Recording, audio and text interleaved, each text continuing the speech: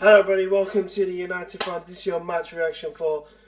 Oh my god, I lost my voice. Match reaction for Manchester United against Everton, and also a lot of news today. So obviously it'll be a long show. Sesko bid to be made, according to Sky. Chelsea still want Garnacho, so again positive side from Garnacho's side. Anthony loan again. Betis offering that. Um, you know, will United go for that? And obviously, Sancho having multiple interests from other clubs such as Juventus, Napoli, and Borussia Dortmund. So, but first, obviously, match reaction. So yeah, just realized something.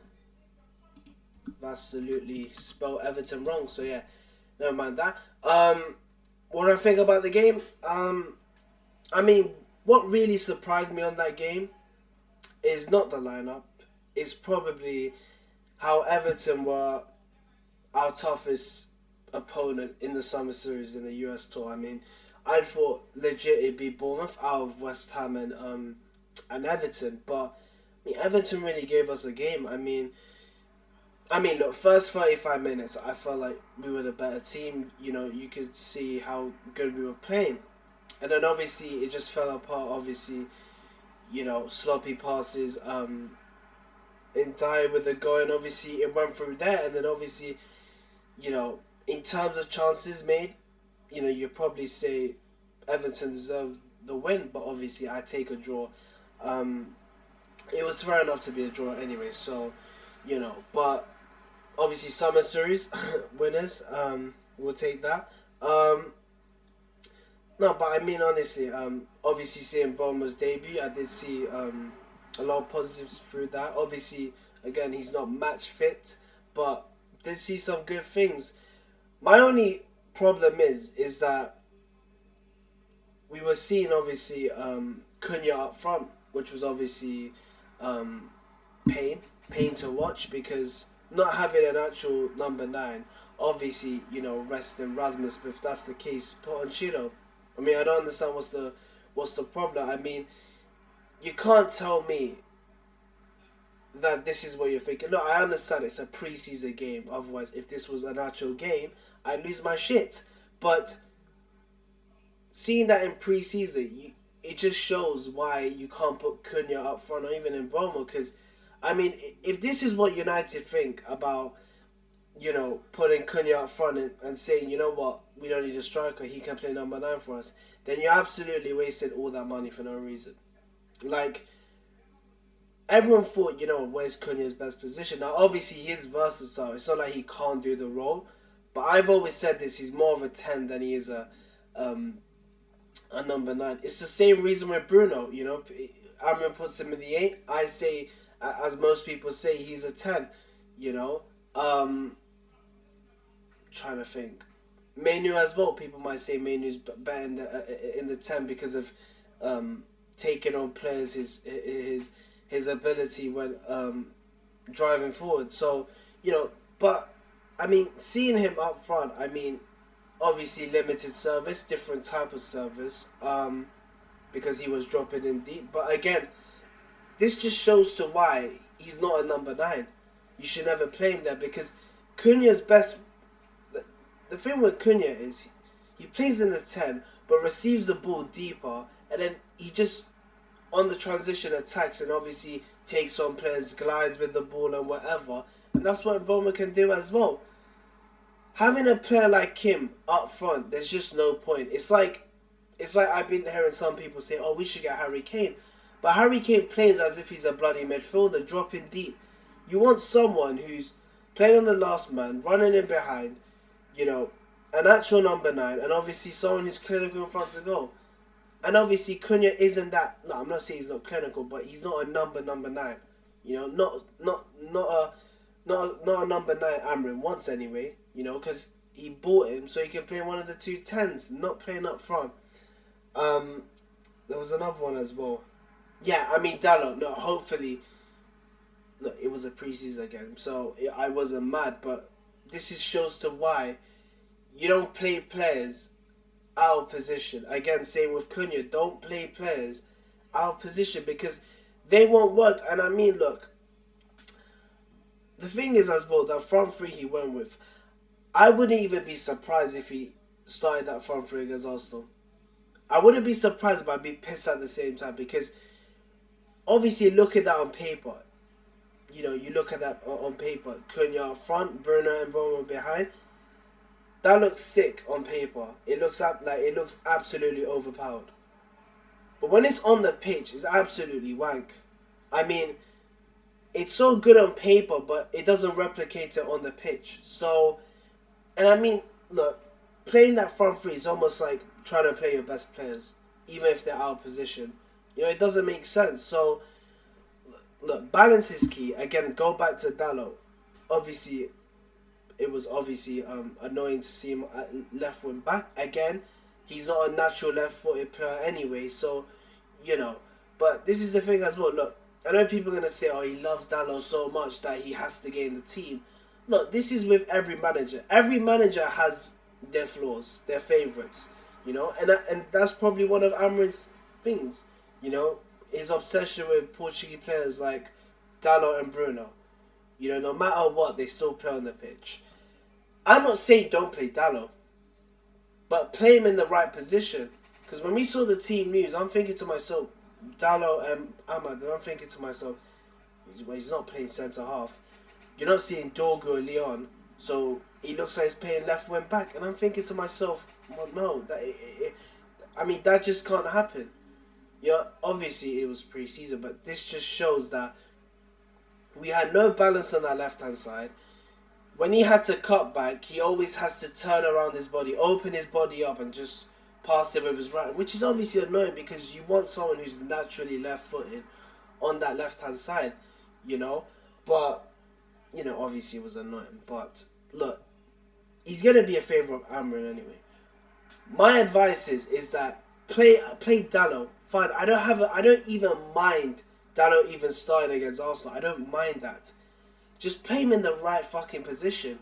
Don't try and somehow play the players that you like and try and put them in the system and try and put them in the team. Because you never know, he might put Mount in the pivot because he loves Mason Mount so much.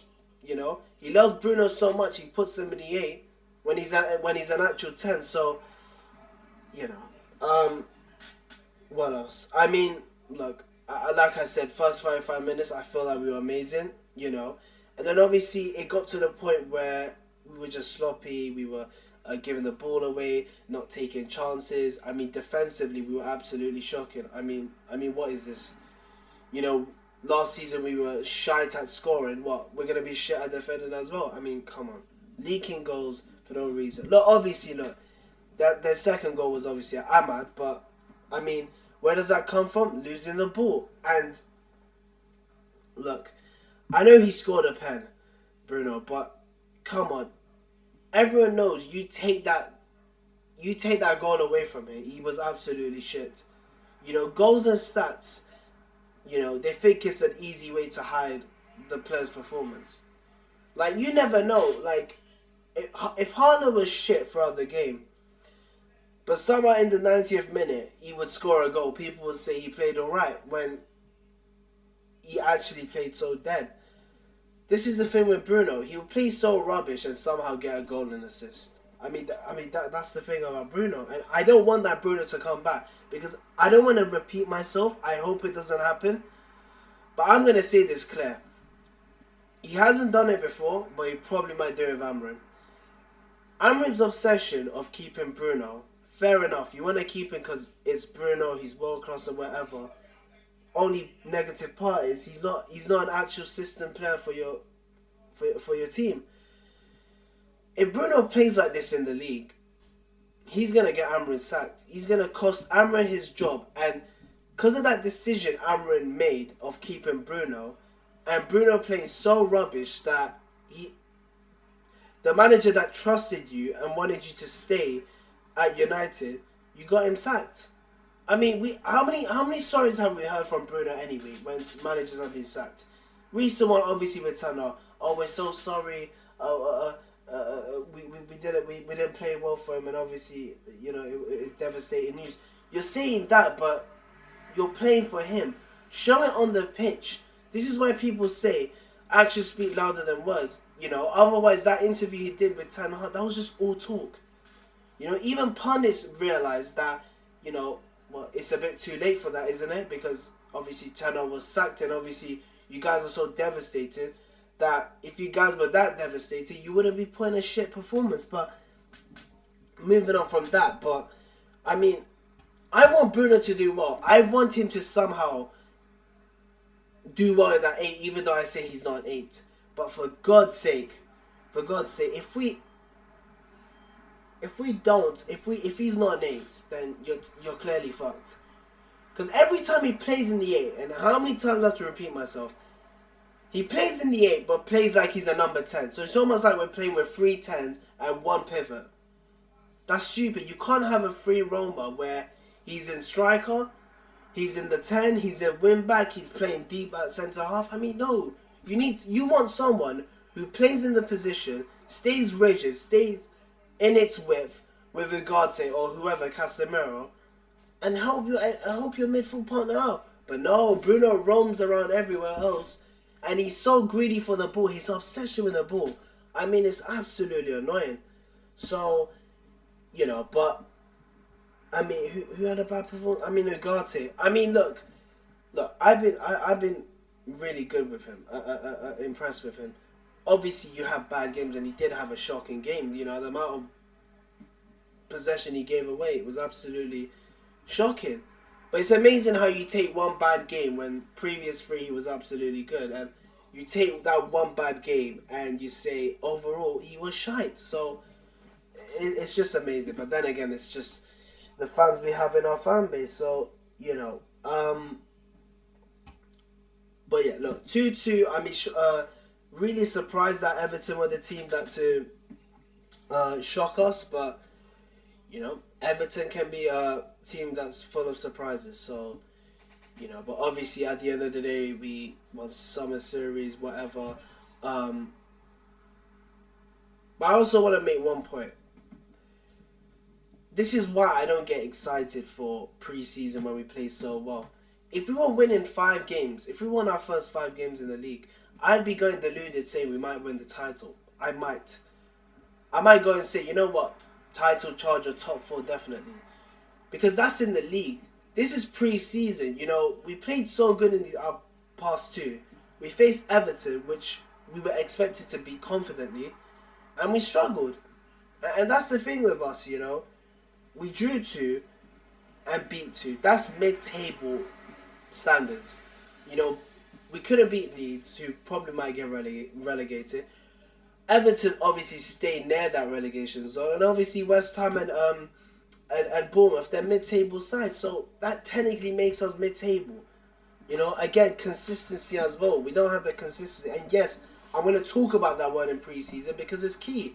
You know, you can't just say, we win it against West Ham, Bournemouth, and you don't show up, and you don't play that same way against Everton. I mean, come on. Everyone expected us to beat Everton. Everyone expected us for that to be our easy game. But then again, it's football. You know, it can be full of surprises. So yeah. But apart from that, look, we obviously have 1 game against Fiorentina. Really looking forward to that one, and obviously the league against Arsenal. So yeah, I mean that's about it. But look, obviously pre-season is key because not only does it help fitness, performances, and whatever, it's about keeping momentum, and you need that momentum going into the new season. Obviously, looking at our first 5, you probably need that. You not even need, you have to have that. So, you know, I mean, we could take what we can from our previous game, put it towards Fiorentina, and you know, obviously, you know, try what we've learned through all this pre-season and see how it can be affected in the season. And obviously, first up against Arsenal, so you know. But anyway, that was match reaction. Obviously, against summer series or whatever, but yeah, so yeah, back to the transfer news. It's been a long list. So yeah, let's start with Sesko. So as you guys know, we're apparently making we're sending a bid to Leipzig for Sesko. Now obviously it's amazing because I always say stuff when I record and then 5 minutes later I always forget to say it and then it kind of annoys me. But when I was talking about Sesko's bid from Newcastle being rejected, I was looking at that. I was looking back at that and I'm thinking to myself, what greedy bastards Leipzig are. You know, they gave you the fee. You wanted more add-ons. Not only that, you wanted a sell-on clause. And I'm thinking to myself, you're asking for more money and you want a sell-on clause. I mean, how greedy can you be? You know, you're asking for 75 million and you want a release clause. Absolutely, like, unbelievable. I mean, unbelievable. I mean, the fact that they want that much money, you know, it's just crazy. It's absolutely crazy. What was I gonna say? I'm just looking at. I mean, also as well, I forgot to mention as well. Apparently, Leipzig like Højlund, and apparently Højlund doesn't want to join them because obviously he wants to stay at United. Apparently, we're gonna use that as a swap race for Højlund. I don't really understand why we would do that. I mean, you're doing a straight swap and you're still paying money. I mean, I don't understand. People getting so gassed, clapping their hands like fucking seals. I mean, I don't understand.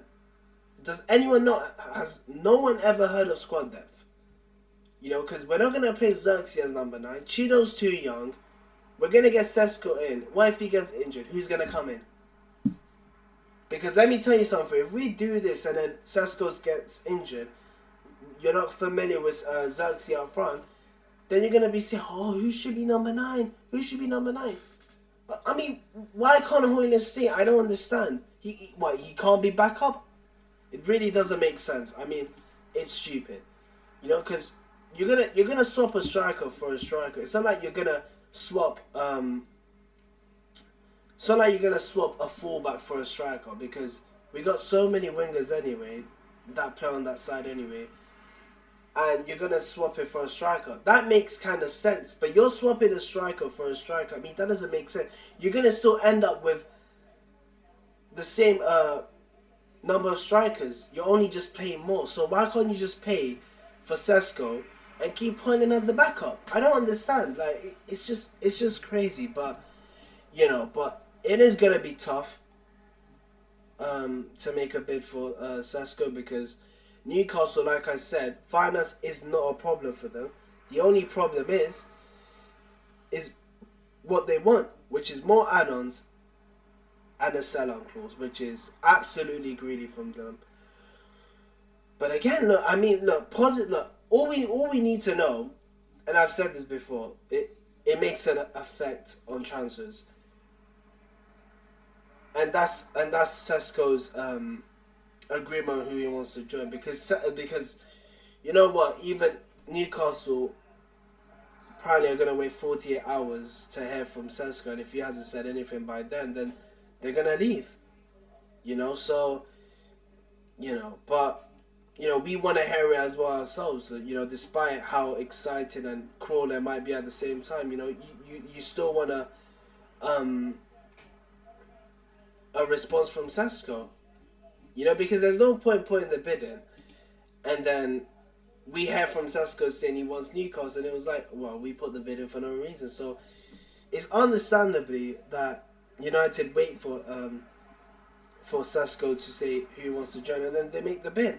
So yeah, but yeah, look, I don't understand this Sesko swap with Højlund. I mean, it doesn't make sense. You're just gonna have the same number of strikers. You know, why can't you just add an extra one to the list? You know, keep that squad depth up. You know, because if he's injured, who's gonna come in? Højlund. You know, and if he's injured, then you obviously look like Xerxes and then so on, Cheeto. So yeah, that's the latest on Sesko. Yeah, I mean, after that's just gonna be negative. Yeah, Chelsea won Garnacho. So yeah, you know what? I mean, every time I talk about Chelsea, I just lose brain cells. I mean, apparently they're gonna sell 4 players in one day. I mean, I don't know how.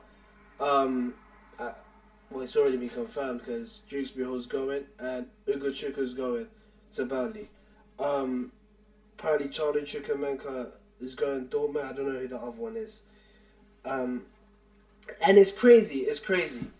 You know, that I've been hearing all of this from, social media, whatever. And people are trying to say Garnacho isn't worth 50 million. I'm so confused. If he's not worth 50 million, how much is he worth? Because if that's the case, if people say he's what Chelsea see him as 30 million, then why the fuck is Jackson worth 90 million? Why did Madueke go to 50 million? I don't understand. Garnacho is better than fucking Madueke anyway, because it's clear. I mean, Madueke isn't all that because apparently he started playing on the left, Madueke, and Chelsea fans overhyped about that so much, yeah, that what? Arsenal looked at him for, let's get him. I mean, you know what? This whole, I'm gonna go off topic anyway. This whole Arsenal and Chelsea rivalry they shouldn't even call it a rivalry. You might as well call yourself brothers. It's like two brothers, like one brother needs help and the other brother's offering his help. This is the same with Chelsea and Arsenal. How many times have we seen players going from there to there? Ashley Cole, Giroud, Havertz, Jorginho, Fabregas. I mean, there's so many other players, and obviously right now you're seeing Madueke go to Arsenal for 50 million, and I'm thinking to myself, if somehow they can get Madueke 50 million, why isn't Garnacho, who is worth 50 million, can't go for that? And I mean, who are and Chelsea say, oh, but we want to pay 30 million. Who are they to say we want to pay that? If you're that deluded in saying, oh, we want Jackson for 90 million because of Ekitike, then why can't Man United put him for 50 million? And guess what? Man United are not deluded, unlike Chelsea, putting outrageous prices for players that are not even valued that much. I mean, Nicholas Jackson, 90 million, piss off, man. It got annoying. It got annoyed for me when he was a shortlist for Manchester United. Now him being 90 million, piss off. He's not even worth. But mate, his worth is as a value of a W.H. Smith notebook. That's his value. 90 million, my ass. I mean, it's amazing. And look.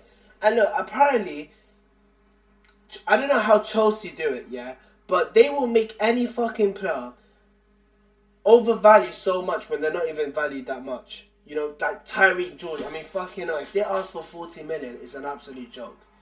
The only thing I know about bro is when he dived against us at Stamford Bridge. That's all bro did. Yeah, if somehow they can get 40 million, I don't understand. I mean, do Chelsea bribe them in trying to make them pay? I mean, I don't know why players. I never understand this. I don't know why players sign for Chelsea, and I never understand how clubs sign Chelsea players. I mean, it just doesn't make sense. But look, it's Garnacho. I couldn't give a shit where he goes because again, he done it once again. This time he liked the post on Fabrizio about Chelsea interested in Xavi Simons and Garnacho, and he liked it. So I'm not gonna be one of those people where I'm gonna chat shit about Garnacho, because you know what, I couldn't care less. This guy was backed by United fans. I don't know if you guys remember, but there was an absolute idiot telling him what to do, pass better, shoot, and all that, and everyone went on him by saying don't chat to a guy, a young talent who is trying to make he's trying to make something out of his career, and then you obviously get negativity. Looking back at it now, it's like you tried going against that person for being for obviously being rude to Garnacho, and looking back at it now, he's just shoving that in our face. So it kind of makes me look like a dickhead, and other people who, who support Garnacho. But I mean, I don't even want to talk much about this topic, because this is a player who came through the academy, and could have been like the next big thing for Manchester United. And obviously it wasn't to be, you know, because again, you have talent, but there's also hard work and attitude. You know, there's on the pitch and off the pitch stuff. And obviously, just like on the pitch, he replicated that off the pitch as well by putting a Villa shirt on himself and liking a tweet. So, you know. But anyway, another one, Antony loan again. I mean, I don't understand this. You know, I don't know whether to blame Betis or Antony.